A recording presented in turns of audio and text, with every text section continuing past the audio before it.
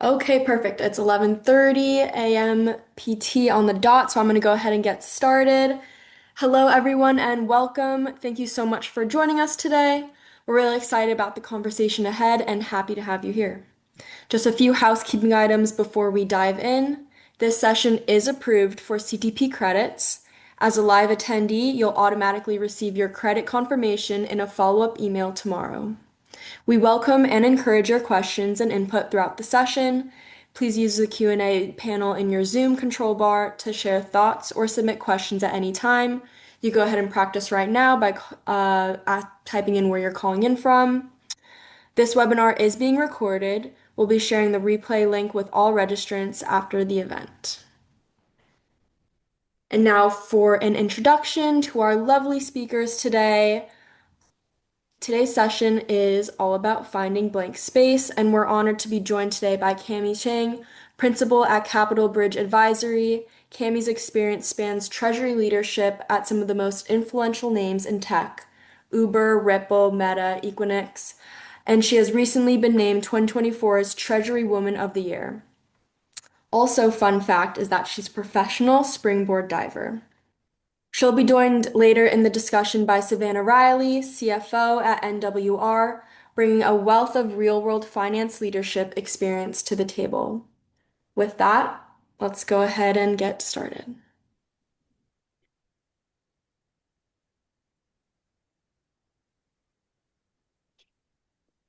Thank you, Emily. Yeah, of course. Hello, everyone. Welcome, and I'm really grateful that you made the time to join us today. And this is from some of the people who may know me, the topics I always get to talk about is real-time payment, stable coin, liquidity, or cash movement around the globe. And I have to share, this is the first time I get to talk about this most meaningful topics to myself, and I hope you find some meaning in it too, which I call it blank space. This is it's not in the making, but we start talking about this topic 2 years ago with Christina on the panel on the webinar today. And I don't know if all of you may be relate to this. We live in a world that constantly buzzing, notification, meeting, decision, deliverables, and it can feel like they have no room to breathe, let alone reflect. And this is a scenario I can share that maybe some of you can relate. If you have a global team, you start with a 7 a.m. meeting. In the morning time, it's always with the EMEA team. Then throughout the day, you have a busy day. And at 5 o'clock, that's when APAC time zone get on. And then you have meeting in the APAC time zone. And right before you go to bed, you're thinking, oh, I need to send something to our EMEA team. So they have a head start on have an extra day. So this is a pack back-to-back day. And some of you may think, is it easy that to have a back-to-back pack day? And the answer oftentimes is say yes, because by the time your work day ends, you get back home, your day just start all over again.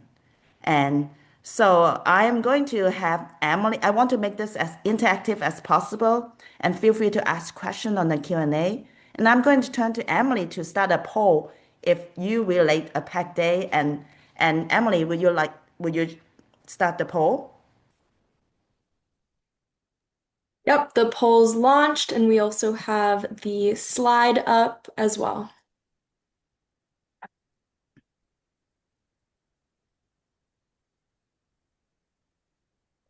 I'll go ahead and give my answer to this. I'd say mine is actually very manageable right now, but I think that's because of all of my talks with Cami and, figuring out my own blank space.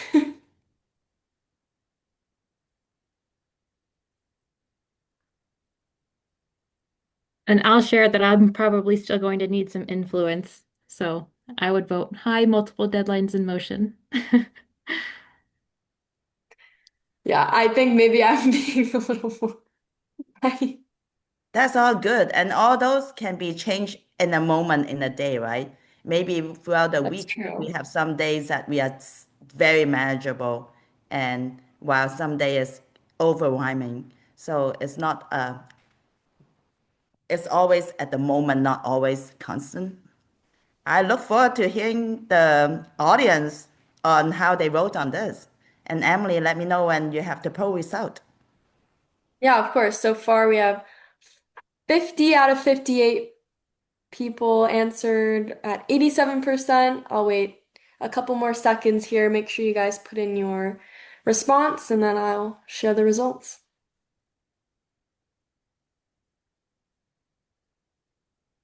And I also see people are dialing in all over US, including Florida, Houston, Oregon, and Savannah is in Spokane, and I'm based in San Francisco, and Christina is in Colorado. So we have a good representative, and thank you again.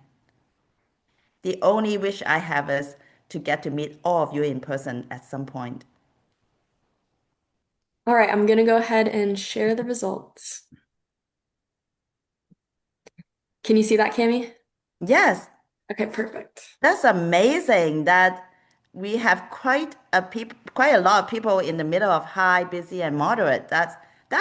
Actually pretty good outcome of a poll of this group. So thank you, Emily. And I also want to kickstart at the beginning of today. Wall Street Journal have an article about more of us are putting in extra hours after the workday.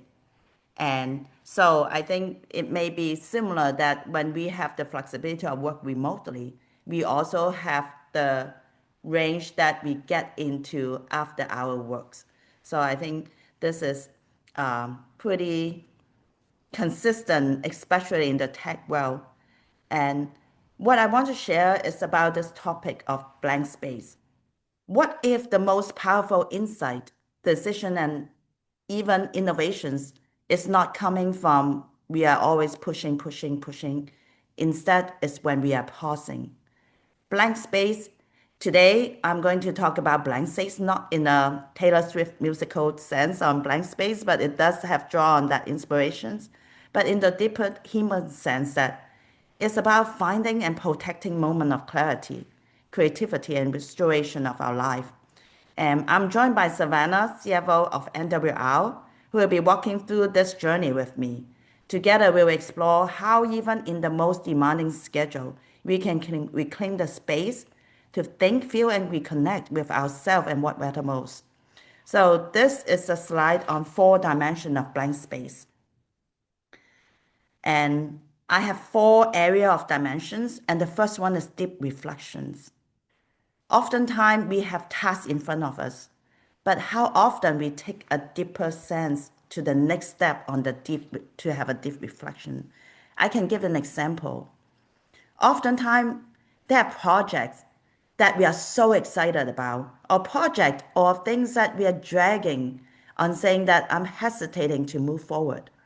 And those are actually great opportunity to have deeper reflections beyond the surface that I don't like it, I like it, I want to do more of it, and I want to do less of it. It's the second level of why.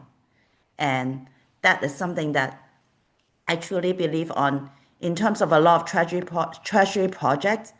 It's urgent because when you have a crisis on the cash management movement piece, you need to jump in and get it done. Yes, those are required.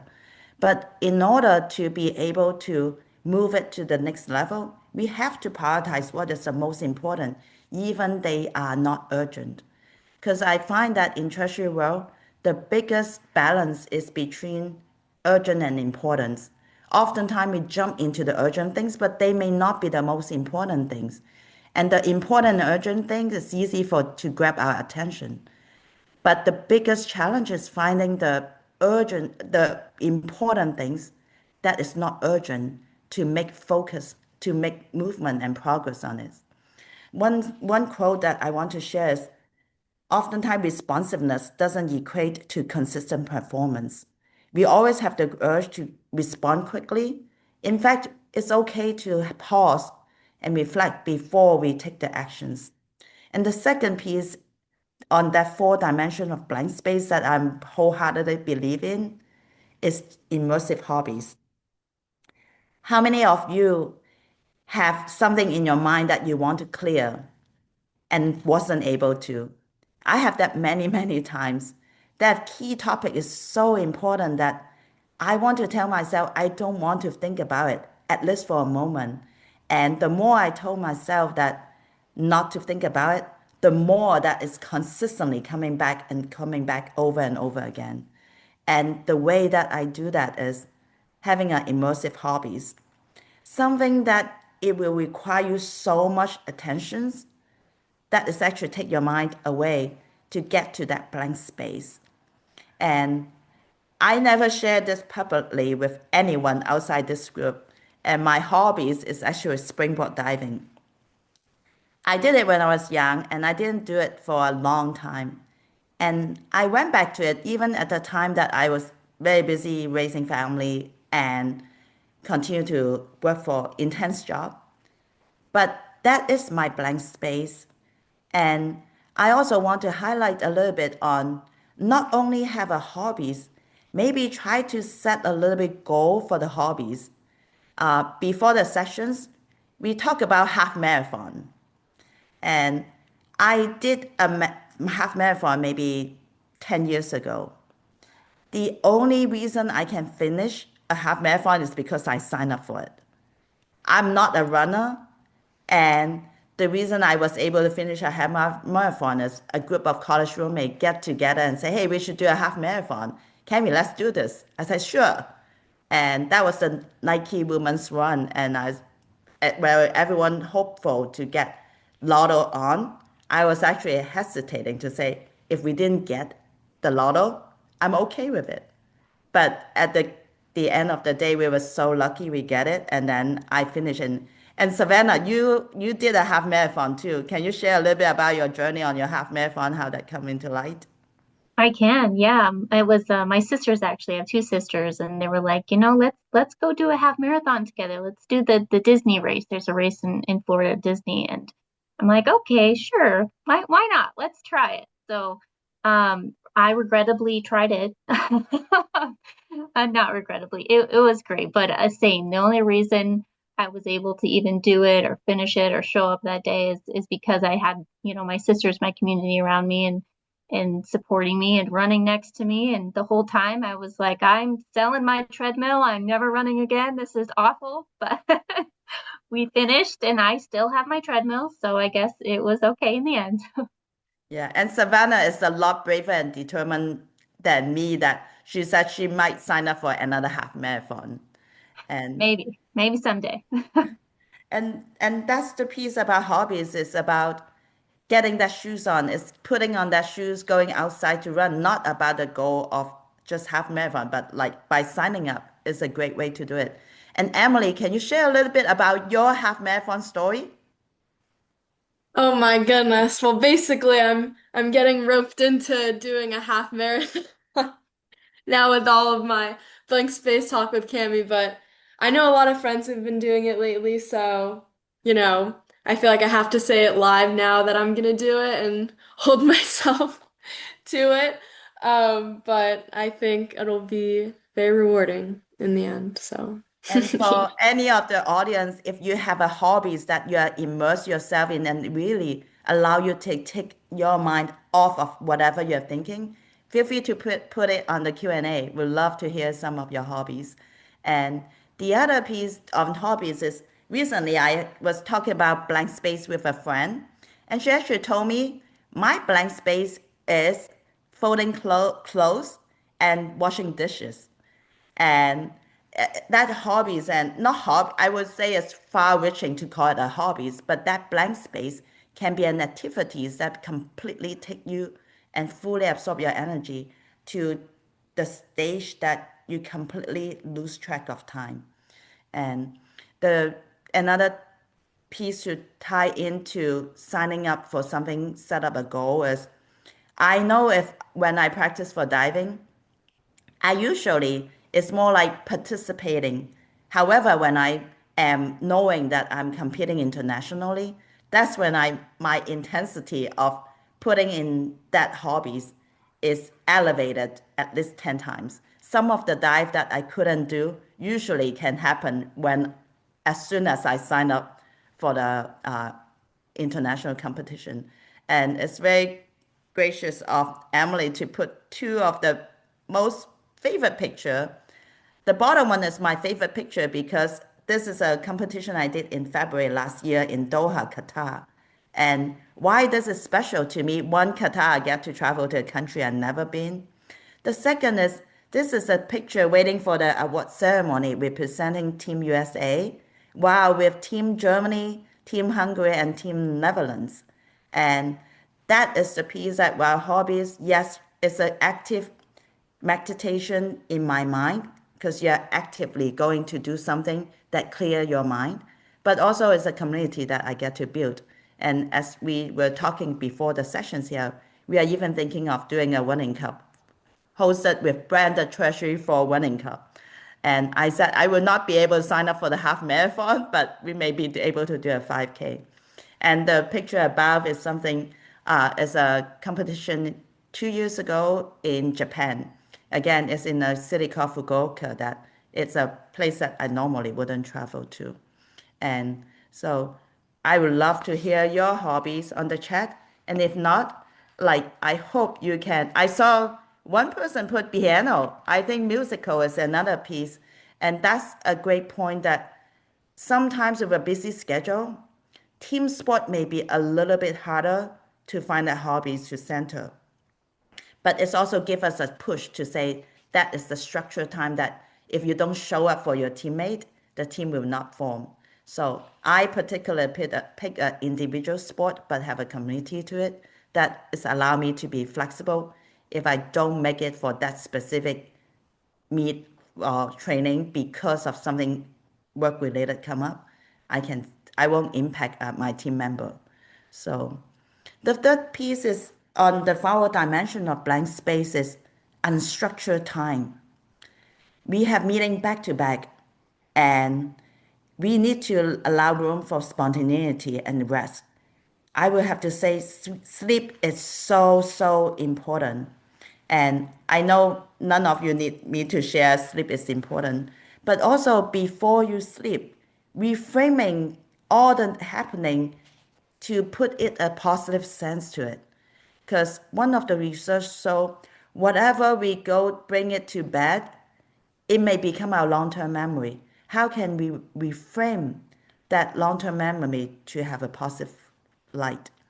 And it's almost like we have to clear our mind. And sometimes I never know what it truly means by not going to bed mad. But by having changed that positivity in that unstructured time and before you go to bed is so powerful and meaningful. And the unstructured time I also share is more like, how can you create a time that is really no interruptions? And it doesn't always need to be, hey, I need to set aside 5 minutes to think nothing. We all have returned to office time recently and more intense than before. That driving time oftentimes is my unstructured time that you get to combine things to do it. And the last piece of the 4 dimension is happy place. Where do you go physically or mentally that bring calm and joy? Oftentimes when we face difficulty, we often think it'd be great if my friend called me right at this moment, or I have someone, a magic wand to come into place and share that solutions with me. And oftentimes, if you grant yourself to that happy place, that may be the way that allowing you to have full control of your happiness. We often say, hey, if this happened, it'll be happy. If we that happen, oftentimes we have to enjoy the journey as much as we enjoy the goal.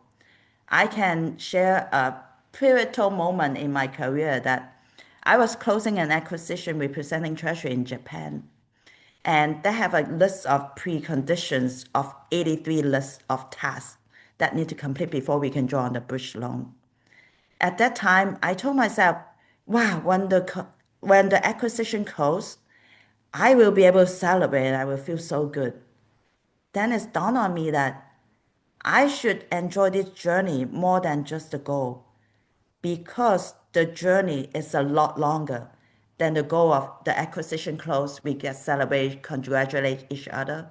It may be 5 minutes, 10 minutes or an hour, but the journey is what matters the most. So that night, I actually celebrate, have a nice dinner, and say, I am so privileged to get to involve in these acquisitions. And enjoying the journey is really that much important. And I really highly recommend having a happy place where you can go back to ground yourself. And with that, I'm going to turn to the journey with Savannah. And can you move to the next slide, Emily?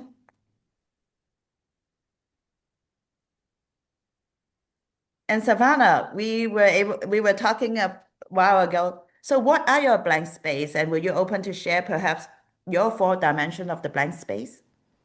Yeah, absolutely. I mean, I really value blank space. My day is full of to-dos. I'm a to-do list person, so I have multiple different to-do lists. So I do value my blank space. And we were talking a little bit earlier, Kammy, about those spaces that they don't need to be necessarily structured or common. I find blank space in the common things like reading a good book or journaling. I really enjoy photography. I'm sure we'll talk a little bit more about that. And you mentioned your friend washing dishes and folding laundry. I really find blank space in pulling weeds. I just getting out there and taking that time to not really intentionally focus on a problem, but just the task at hand, and you inevitably find your brain just working things out on its own without you really having to put in that effort. So there's a few different areas I find that blank space, but really value it when I can take that time. That's awesome. How about your favorite place on the blank space dimension? My favorite place is probably photography. So I do like to get out in nature and take some pictures. I need to do it more than I do currently, but I do get out there and just trying to find that uniqueness in nature that isn't always captured. That's really what I like to look for. It's my favorite place. Great. And I also see on the Q&A that I saw Kirk have fostering kittens and pickleball. I bought a pickleball racket on December, but I yet to use it. So I'm going to try it too. And swimming and from Kirk, and I love it. And it can be multiple things too, right? I also play, I play the piano and I'm also starting to learn another instruments. And that's something that it allow me to do it a lot more frequently to head to the diving pool. So, and the other aspect of it is protect the time that just for you. I'm picking on the third piece on that unstructured time. And this is something very dear to my heart. It's about guarding your non-negotiable. Oftentimes people say, Kammy, you work 24/7, and I maybe exaggerating, I work 24/7, but I work many of those hours. And in the last one, my 12 years old son is actually counted how many hours I work. He counted 110 hours. And I think it's way too much.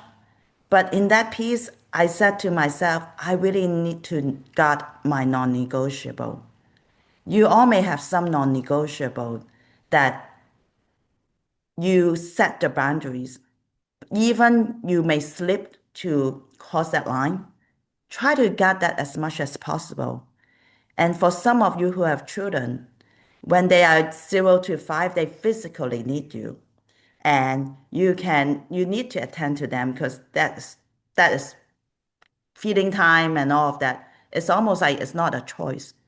However, when children grow up to 5 to 10 years old, you have a choice. Bedtime story can be, they will ask you for it, but they have time that you can say, okay, I may skip it today, I may skip it 2 days. And then from time to time, you may skip it for a week. Then you kind of let it loose. And then looking back, you realize that non-negotiable become a secondary priorities. And oftentimes, I don't know if you ever heard of the saying that friends are like stars. Even you don't see them, you know they're always there, and you can pick up where they left off. But my experience is children is different because each step of their way is changing. Their emotional need is changing. If you don't got those non-negotiable for that period of time, it's not that you can pick up where you left off. So and those require a lot more intentions to get those non-negotiable. And my non-negotiable is I will not miss any of my kids' concert. I will not miss any of their game. And yes, there have time that I have urgent call and I end up late to the performance. At least I am there for the rest of the 45 minutes of the hour. So, and I really, this is something really dear to my heart to guard your non-negotiable because it is so easy to sleep because when they are a certain age, it's a choice that you have. It's not a choice. It's not obvious either when you drop it. So, and Savannah, what are your non-negotiable? I would love to hear. You are busy life. You've been with NWR for 10 years, and you are the CFO who helped them expand to new business line and new business area, and a lot of thinking and deep reflections through that. What are your non-negotiable? Well, as you know, Kammy, I have a 2.5-year-old, and you talked about kids a little bit, and I've noticed that those change over time as they grow and their needs change, as you mentioned. And right now, my non-negotiables are picking her up, from the babysitter every day at 4 o'clock. So leaving with enough time to go do that, as well as trying to protect my weekends. Saturdays and Sundays, I really try to not work and engage on those days. It's very hard. It's demanding work and tasks that need to get done. And we are a smaller business, so as a lot of people here probably know, that this position isn't just accounting and treasury.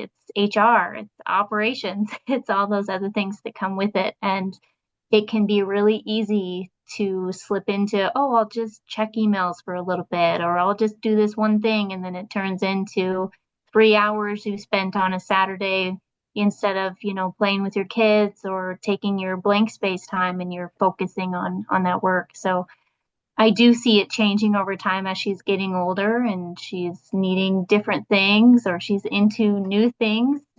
Changing those non-negotiables is definitely evolving all the time. And I relate with you. Oftentimes, especially sometime on vacation, you said you're going to check email. And then you check email, and then it's more the actions of the work. You check email, and then you end up, you're supposed to leave at 9, and then let me finish that one email. Then that one email become 9:30 and 10. And then that's when you finally get out of the place, then half the day is gone. So, Yeah, and do you have those experience, Savannah? all the time, all the time. I have to. I live about 45 minutes away from my office, and I have to leave at 3, between 3 and 3:15 to get home, depending on traffic. And if I don't, then I'm late, and I kick myself every time. But it's very true. Oh, I'll just respond to this one thing, or I'll just attend to this one thing, and pretty soon it's 3:30, and dang it, I'm late. So it's hard. I mean, I'm definitely not perfect. I don't know that anybody is, but as long as we continue to try and protect that time and space is all that we can do. Yeah, and in terms of during vacation checking email, I also have built up some rules around the career that I have is when it's not important, let the team handle it because they really don't need your interruption. Your pain is also setting the example. I am very cautious when building up the team. I'm very cautious that for things that I don't want to put that pressure to others because I'm setting an example for the entire team. And if I'm checking email showing that I'm respond during email for non-important things, I'm really showing the team that, hey, you may need to do that. And I don't want to set that example. I want them to have that blank space to completely check out if possible, because that is the time that they get to regain their energy. because if it's not important, it's really don't need your help there. And if it's so important, then you may not be able to solve it right there and then too. So of course they have urgent things like the SVB collapse and that I was overseeing that. I was not on vacation that time, but I'm more thinking if there's important things that you couldn't make a difference on during your vacation time, try to find a balance between those two. That is, we often put so all the energy to work. We also need to be kind and be respectful to our family too, because when children are older, they are also making the time to spend with you too, and so from that point, and the other piece I want to dive deeper is hobbies. We are treasury professional. We manage global liquidity. One of the philosophy I have is we should have a hobbies that pay.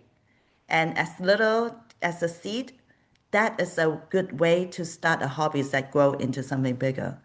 And Savannah, in our conversation, we actually discovered something that is a hobbies that pay. Can you share a little bit more about the hobbies that you love it so much, and then that is may also transcend into something that pay? Yeah, I mean, I would like to say reading, but no one's paying me to read James Patterson, so that's unfortunate. But I do, I have been really interested in photography as a paid hobby. It's not something that I started out wanting to be paid for, but over time, I realized that it would be kind of cool to try to get paid for all these weird and cool photos I try to capture. I haven't done it yet, but I am on a journey to do that. But what's most important to me on this journey though is just to make sure that that doesn't turn into something that takes the joy out of it, right? We want to keep the joy of those hobbies and the ability for it to help us check out and have that blank space. So protecting that would be most important if I do succeed in getting paid for that. Yeah, and during our conversation, we also explore maybe become a photographer for Airbnb on because that is a piece where if you sign up for a wedding on Saturday, it take up your non-negotiable, and it's also high intensity that you have a structured time that you have to be there. Then it's end up adding more stress. Finding a hobbies where we were talking about Airbnb will be a perfect example because you are taking photo of still picture that the building is there all the time. You don't need to schedule time. And we actually take the actions that my nephew is taking being a photographer and Airbnb. So we actually share some of the information with Savannah if she ever decide to expand her hobbies that pay, that could be a venue for that. That would be a good start, and I am looking into that. So thank you again. Yeah. And I also want to ask the audience, do you have any hobbies that pay or potentially hobbies that may turn into a pay gig? And or even it's not a monument, right? It can be you coach your children's soccer game and I participate in some sport for children before that. When you pay for when you don't donate those out, you need to pay a dollar a month to substitute those volunteer hours. Anyone in the audience that have hobbies that pay? Go ahead and locate the chat, or I see some people typing it in Q&A. Someone said looking into a photography course, wasn't aware of Airbnb photography. An anonymous attendee said I'm in high school swim, basketball, baseball, and it does pay, so that's I'm great. impressed. High school swim, basketball, and baseball official. Oh, Wow. We have Leslie, a Leslie very says she likes to talented hike. treasury professional. Yeah. Leslie said she likes to hike. An anonymous attendee said teaching ballet lessons.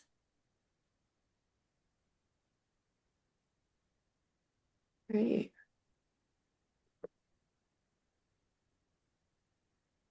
I play soccer on Sundays. I'd love to do coaching. I used to do a soccer summer camp coach when I was in college. That was fun. I'd love to do that again.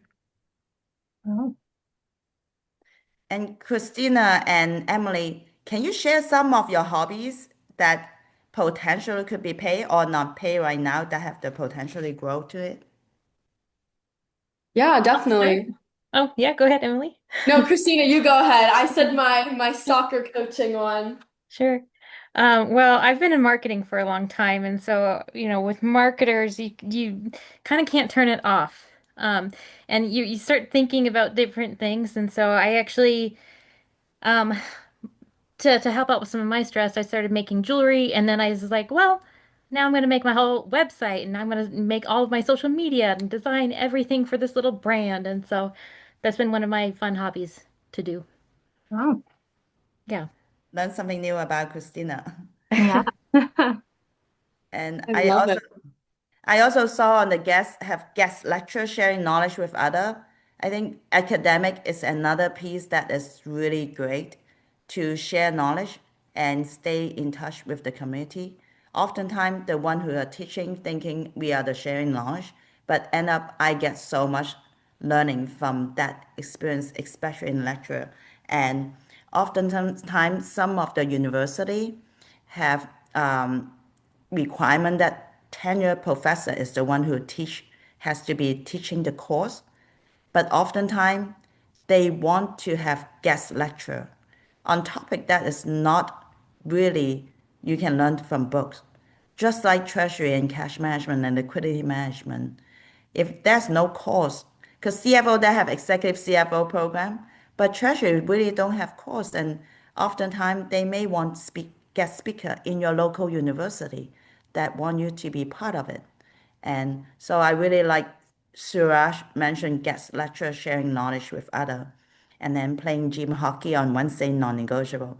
And I love that Misha, set aside time for a hobbies that is hers and call it non-negotiable. Because when we settle non-negotiable, we feel good about it. Because those are the time that we get more energy to draw from.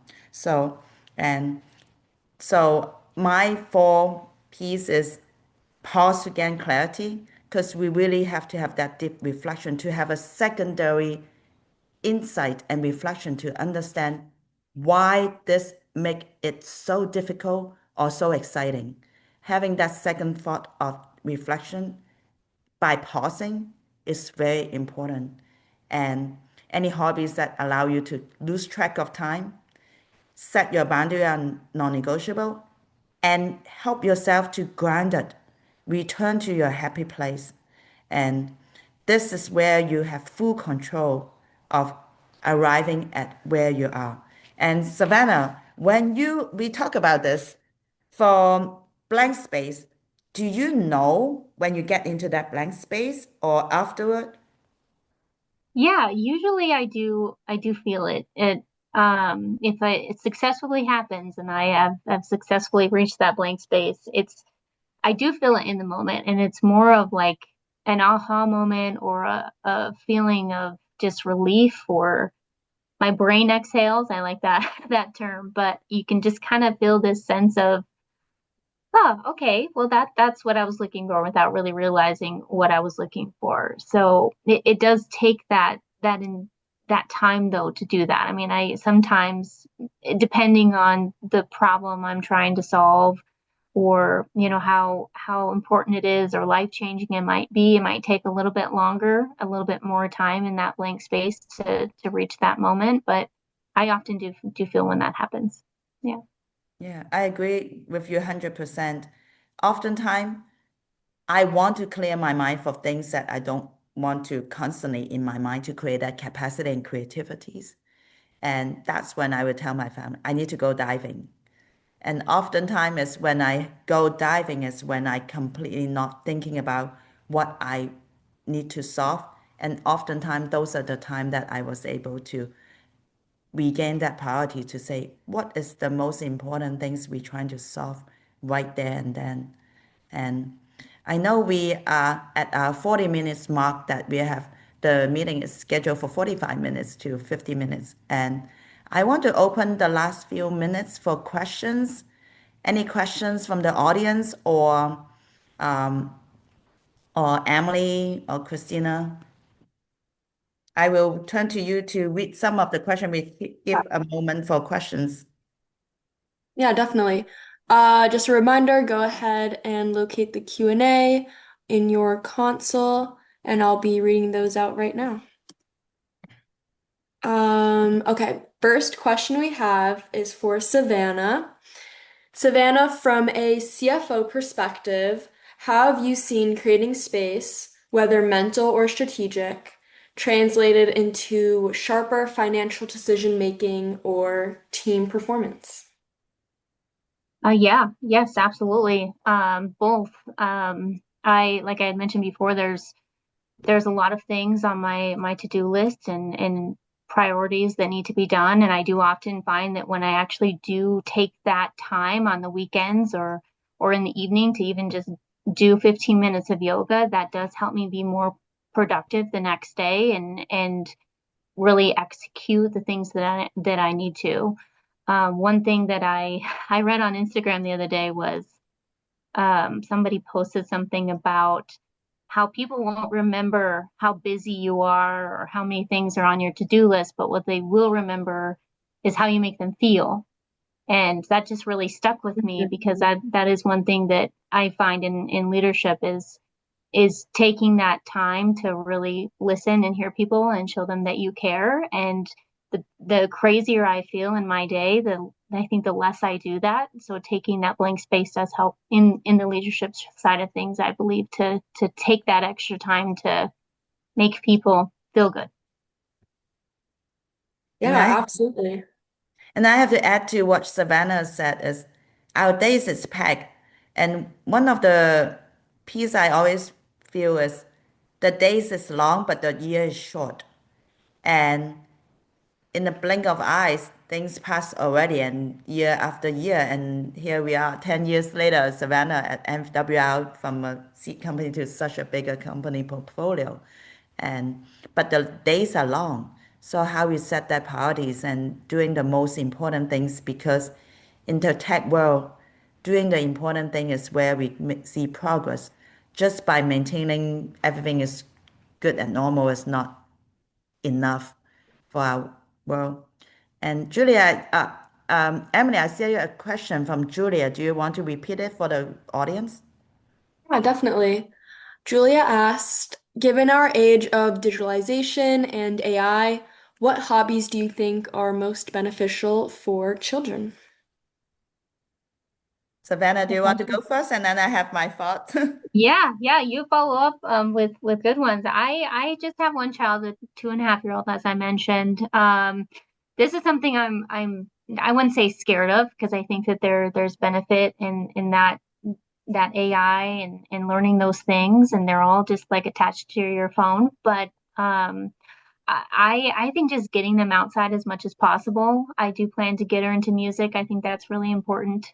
Just to get them out of that digital and in front of a piece of paper or outside in nature are two things that are really important to me that I'm looking forward to doing. Great. And I love the question from Julia. And again, this is not something I share publicly. I have 4 children. I have 4 boys, and they will be I will have a teenager in my household 18 years in a row because they are so spread out. So the question about what is in the age of digitalization and AI, what hobbies? I always have my own philosophy is it'd be great the children to have one musical instruments and one sport. So 3 of them follow my footsteps that they are diver. And then in fact 2 are in a 2 weeks intense diving camp that they are diving 6 hours a day. I am waiting to hear how they go. And my 4 children always they all pick their own instruments. They start out with piano or violin, and then they end up picking one that they truly love. And what I have to say is, again, from that 5 to 10 years old, it's always that critical period of time that we want to be participating in their life. And I always find the music is really special. And I just got back from a musical tour with one of my boy from Ireland that I'm really proud. And even better, if they play an instrument that you also enjoy, you may be able to do a duet with them. So Good idea. we still have a Amazing. few more questions. Yes. Next question we have is from Leanne. Do you have experience in convincing CFO that blank space is important and real time off without being on call is necessary? I can start. I wouldn't say that I've had a experience convincing a CFO. I mean, unless you count myself, I've convinced myself it's needed. Uh, but I'm working on convincing our president and CEO here about that a little bit more. I recommended a book recently called Buy Back Your Time, that they are reading and really listening to, and I think that it's resonating with them a little bit about how we might need to see where our time is going and maybe reprioritize those moments. And I love Leanne questions. Oftentimes, it's also convince how people around you to have that uninterrupted time. And how I find is I need to set that example myself.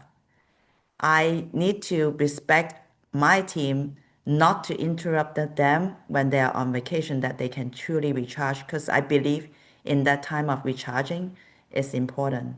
And oftentimes it started with us. And for me, it's so easy to me to just reply and get it out at 11 p.m.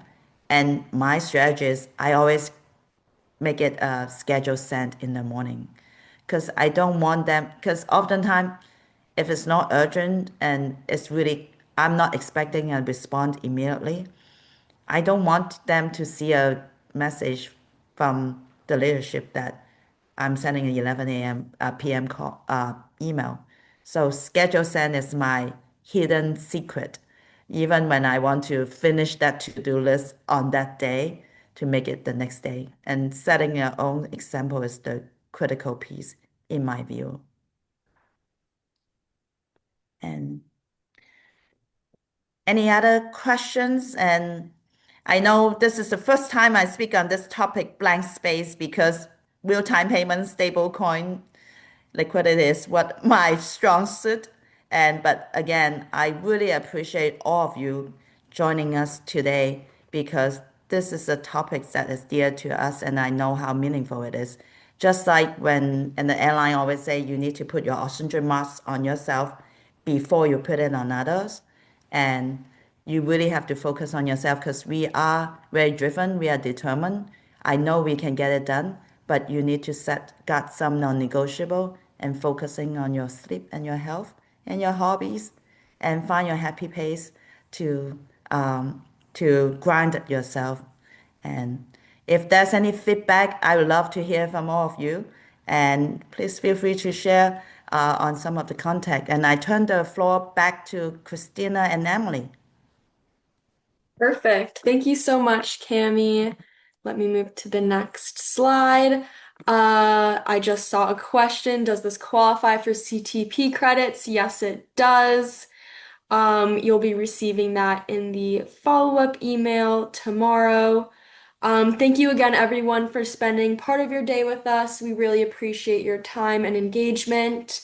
If you do have any follow-up questions for Kammy, Savannah, or anyone here at Treasury 4, we'd love to hear from you. Just reply to the post-event email or reach out directly.